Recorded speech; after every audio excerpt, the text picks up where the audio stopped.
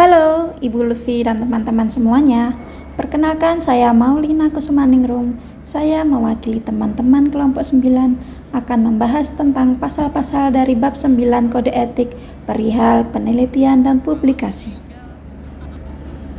Nah, karena pembahasan kita kali ini cukup panjang, yuk mari kita simak apa saja sih isi setiap pasal dari bab 9 tentang penelitian dan publikasi ini. Dimulai dari pasal 45 tentang pedoman umum.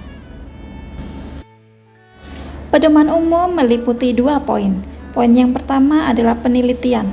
Penelitian adalah suatu rangkaian proses secara sistematis berdasarkan pengetahuan yang bertujuan memperoleh fakta dan atau menguji teori dan atau menguji intervensi yang menggunakan metode ilmiah dengan cara mengumpulkan, mencatat, dan menganalisis data. Poin yang kedua, psikolog dan atau ilmuwan psikologi dalam melaksanakan penelitian diawali dengan menyusun dan menuliskan rencana penelitian sedemikian rupa dalam proposal dan protokol penelitian sehingga dapat dipahami oleh pihak-pihak lain yang berkepentingan.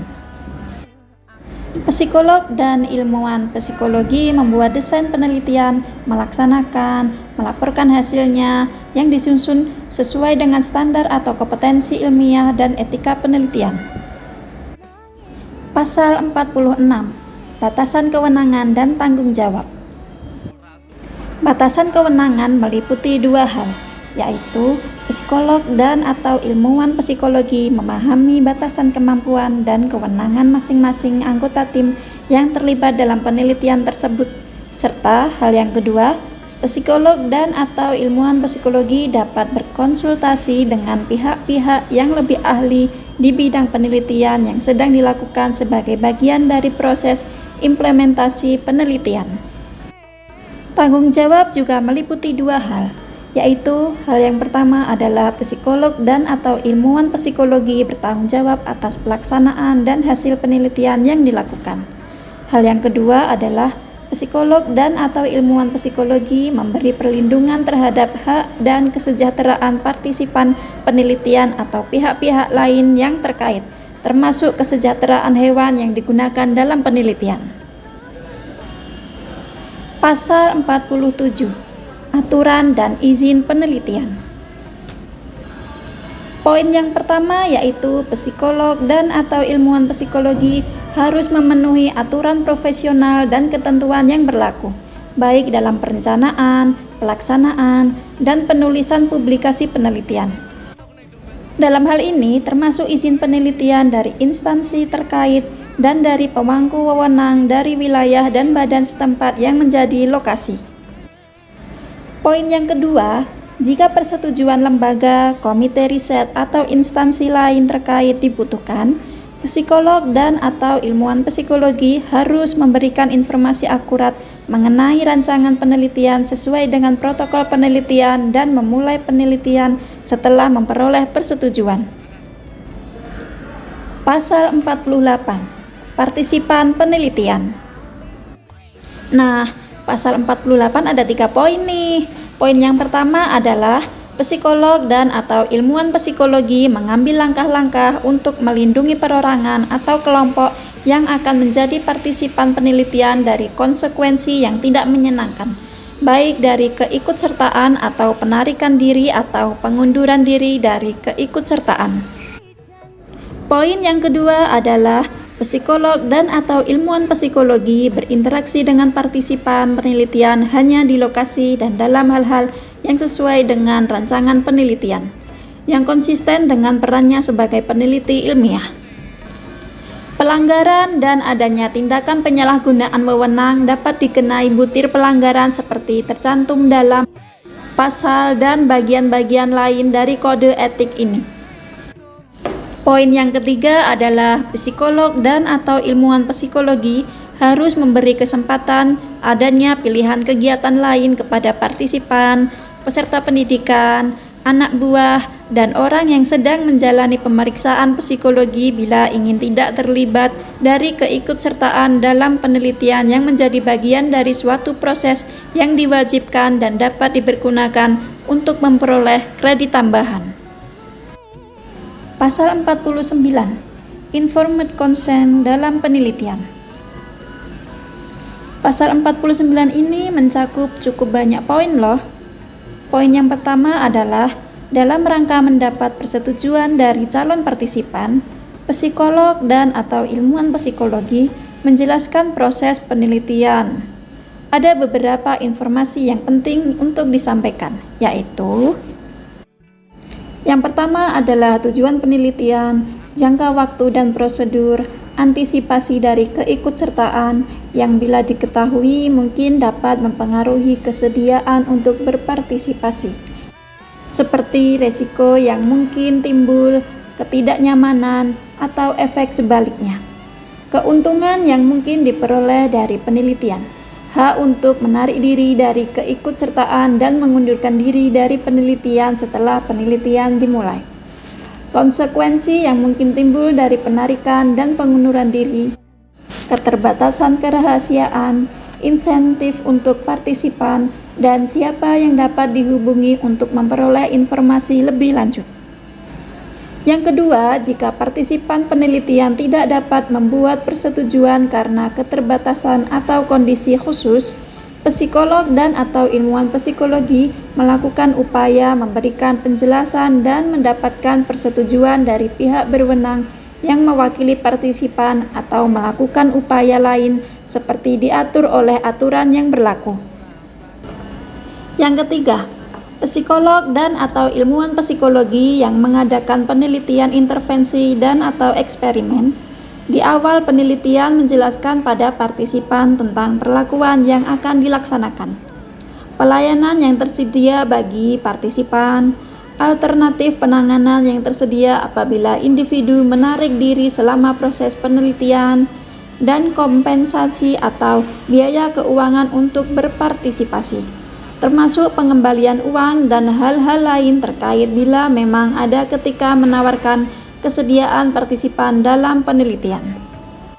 Yang keempat, psikolog dan atau ilmuwan psikologi berusaha menghindari penggunaan segala bentuk pemaksaan termasuk daya tarik yang berlebihan agar partisipan ikut serta dalam penelitian. Psikolog dan atau ilmuwan psikologi menjelaskan sifat dari penelitian tersebut, berikut resiko, kewajiban, dan keterbatasannya. Poin yang kedua adalah informed consent perekaman. Psikolog dan atau ilmuwan psikologi sebelum merekam suara atau gambar untuk pengumpulan data harus memperoleh izin tertulis dari partisipan penelitian. Persetujuan tidak diperlukan bila perekaman murni untuk kepentingan observasi alamiah di tempat umum dan diantisipasi tidak akan berimplikasi teridentifikasi atau terancamnya kesejahteraan atau keselamatan partisipan penelitian atau pihak-pihak terkait. Bila pada suatu penelitian dibutuhkan perekaman tersembunyi, psikolog dan atau ilmuwan psikologi melakukan perekaman dengan tetap meminimalkan resiko yang diantisipasi dapat terjadi pada partisipan. Dan penjelasan mengenai kepentingan perekaman disampaikan dalam debriefing. Poin yang ketiga adalah pengabaian informed consent. Psikolog dan atau ilmuwan psikologi tidak harus meminta persetujuan partisipan penelitian, hanya jika penelitian melibatkan individu secara anonim atau dengan kata lain, tidak melibatkan individu secara pribadi, dan diasumsikan tidak ada risiko gangguan pada kesejahteraan atau keselamatan, serta bahaya-bahaya lain yang mungkin timbul pada partisipan penelitian atau pihak-pihak terkait. Pasal 50, pengelabuhan atau manipulasi dalam penelitian. Poin yang pertama, psikolog dan atau ilmuwan psikologi tidak diperkenankan menipu atau menutupi informasi yang mungkin dapat mempengaruhi calon niat partisipan untuk ikut serta, seperti kemungkinan mengalami cedera fisik, rasa tidak menyenangkan, atau pengalaman emosional yang negatif. Penjelasan harus diberikan sedini mungkin agar calon partisipan dapat mengambil keputusan yang terkait untuk terlibat atau tidak dalam penelitian. Poin yang kedua, psikolog dan atau ilmuwan psikologi boleh melakukan penelitian dengan pengelabuan. Teknik pengelabuan hanya dibenarkan bila ada alasan ilmiah untuk tujuan pendidikan atau bila topik sangat penting untuk diteliti demi pengembangan ilmu. Sementara, cara lain yang efektif tidak tersedia. Bila pengelabuan terpaksa dilakukan, psikolog dan atau ilmuwan psikologi menjelaskan bentuk-bentuk pengelabuan yang merupakan bagian dari keseluruhan rancangan penelitian pada partisipan sesegera mungkin, sehingga memungkinkan partisipan menarik data mereka bila partisipan menarik diri atau tidak bersedia terlibat lebih jauh. Cukup banyak juga ya poin-poin pasal yang kita jabarkan tadi. Eits, tapi ini masih belum selesai loh. Masih banyak pasal dari bab 9 kode etik tentang penelitian dan publikasi yang harus kita tahu.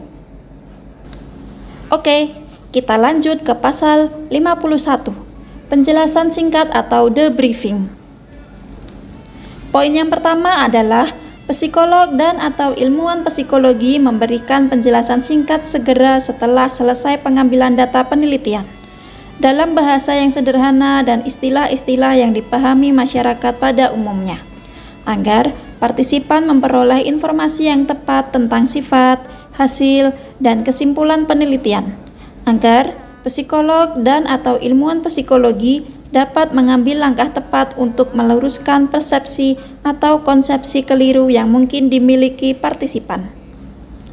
Poin yang kedua, psikolog dan atau ilmuwan psikologi mengambil langkah-langkah yang tepat untuk mengurangi resiko atau bahaya jika nilai-nilai ilmiah dan kemanusiaan menuntut penundaan atau penahanan informasi tersebut.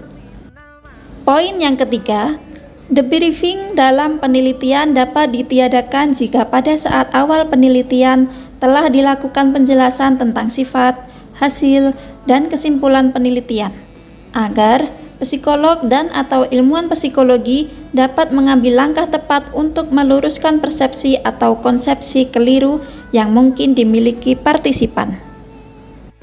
Poin yang keempat, jika psikolog dan atau ilmuwan psikologi menemukan bahwa prosedur penelitian telah mencelakai partisipan, psikolog dan atau ilmuwan psikologi mengambil langkah tepat untuk meminimalkan bahaya. Selanjutnya, pasal 52, penggunaan hewan untuk penelitian. Nah, pasal 52 ada 4 poin nih. Poin yang pertama, psikolog dan atau ilmuwan psikologi yang melakukan penelitian dengan hewan harus terlatih dan dapat memperlakukan hewan tersebut dengan baik, mengikuti prosedur yang berlaku, bertanggung jawab untuk memastikan kenyamanan, kesehatan, dan perlakuan yang berperi kemanusiaan terhadap hewan tersebut. Psikolog dan atau ilmuwan psikologi yang sedang melakukan penelitian dengan hewan perlu memastikan bahwa semua orang yang terlibat dalam penelitiannya telah menerima petunjuk mengenai metode penelitian. Juga perawatan dan penanganan hewan yang digunakan, sebatas keperluan penelitian dan sesuai perannya. Prosedur yang jelas diperlukan sebagai panduan untuk menangani seberapa jauh hewan boleh disakiti dan terhindar dari perlakuan semena-mena. Poin yang kedua adalah psikolog dan atau ilmuwan psikologi dapat menggunakan prosedur yang menyebabkan rasa sakit, stres, dan penderitaan pada hewan hanya jika prosedur alternatif tidak memungkinkan dan tujuannya dibenarkan secara ilmiah atau oleh nilai-nilai pendidikan dan terapan.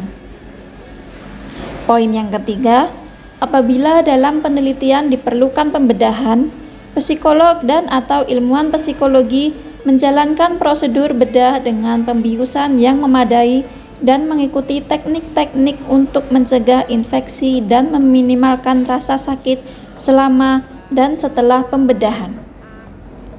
Poin yang keempat, apabila nyawa hewan perlu diakhiri, psikolog dan atau ilmuwan psikologi melaksanakannya dengan segera, dengan usaha untuk meminimalkan rasa sakit dan sesuai dengan prosedur yang dapat diterima. Oke, kita masuk ke pasal 53, pelaporan dan publikasi hasil penelitian. Poin yang pertama, psikolog dan atau ilmuwan psikologi tidak merekayasa data atau melakukan langkah-langkah lain yang tidak bertanggung jawab, semisal terkait pengelabuhan, plagiarisme, dan lain-lain. Poin yang kedua, psikolog dan atau ilmuwan psikologi jika menemukan kesalahan yang signifikan pada data yang dipublikasikan, mereka mengambil langkah untuk mengoreksi kesalahan tersebut dalam sebuah pembetulan, penarikan kembali, catatan kesalahan tulis atau cetak, atau publikasi lain yang tepat. Poin yang ketiga, psikolog dan atau ilmuwan psikologi tidak menerbitkan atau mempublikasikan dalam bentuk original dari data yang pernah dipublikasikan sebelumnya. Ketentuan ini tidak termasuk data yang dipublikasikan ulang jika disertai dengan penjelasan yang memadai. Pasal 54. Berbagi data untuk kepentingan profesional. Poin yang pertama, psikolog dan atau ilmuwan psikologi tidak menyembunyikan data yang mendasari kesimpulannya setelah hasil penelitian diterbitkan. Yang kedua, psikolog dan atau ilmuwan psikologi dapat memberikan data dari hasil penelitian yang telah dipublikasikan bila ada sejawat atau profesional lain yang memiliki kompetensi yang sama dan memerlukannya sebagai data tambahan untuk menguatkan pembuktiannya melalui analisis ulang atau memakai data tersebut sebagai landasan pekerjaannya. Poin yang ketiga, ketentuan pada ayat 2 tersebut tidak berlaku jika hak hukum individu yang menyangkut kepemilikan data melarang penyebarluasannya. Untuk kepentingan ini, sejawat atau profesional lain yang memerlukan data tersebut wajib mengajukan persetujuan tertulis sebelumnya. Poin yang keempat, profesional atau sejawat lain yang memerlukan data penelitian tersebut wajib melindungi kerahasiaan partisipan penelitian dan memperhatikan hak legal kepemilikan data. Poin yang kelima, psikolog dan atau ilmuwan psikologi dapat meminta sejawat atau profesional lain yang memerlukan data tersebut untuk ikut bertanggung jawab atas biaya terkait dengan penyediaan informasi. Oke, kita masuk ke pasal terakhir dari bab 9 Kode Etik tentang penelitian dan publikasi. Pasal 55. Penghargaan dan pemanfaatan karya cipta pihak lain. Nah, pasal 55 ini cukup banyak loh poinnya. Poin yang pertama adalah psikolog dan atau ilmuwan psikologi wajib menghargai karya cipta pihak lain sesuai dengan undang-undang, peraturan, dan kaidah ilmiah yang berlaku umum.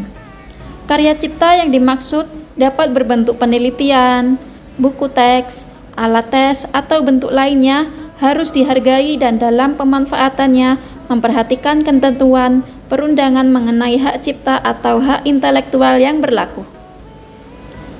Poin yang kedua atau ayat yang kedua, psikolog dan atau ilmuwan psikologi tidak dibenarkan melakukan plagiarisme dalam berbagai bentuknya, seperti mengutip, menyadur, atau menggunakan hasil karya orang lain tanpa mencantumkan sumbernya secara jelas dan lengkap. Penyajian sebagian atau keseluruhan elemen substansial dari pekerjaan orang lain tidak dapat diklaim sebagai miliknya, termasuk bila pekerjaan atau sumber data lain itu sesekali disebutkan sebagai sumber. Poin yang ketiga, psikolog dan atau ilmuwan psikologi tidak dibenarkan menggandakan, memodifikasi, memproduksi, menggunakan baik sebagian maupun seluruh karya orang lain tanpa mendapatkan lebih dari pemegang hak cipta.